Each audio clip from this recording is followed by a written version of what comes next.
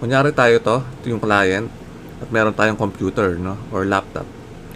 So, meron tayong inopen na browser at meron tayong binuksan na website, no. Meron tayong pinuntahang websites.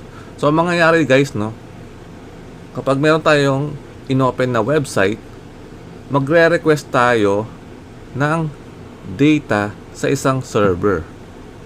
Sa server na to guys, nandito yung data ng website na gusto nating puntahan. Okay? So tandaan nyo guys, lahat ng mga website nakalagay sila sa isang server. Yung server guys, mga computer din naman yung mga yan. So maraming computer yan guys, no? So bawat website nasa iba't ibang mga computer or server sila. So tayo, magre-request tayo ng data or nire-request natin na kunin yung laman ng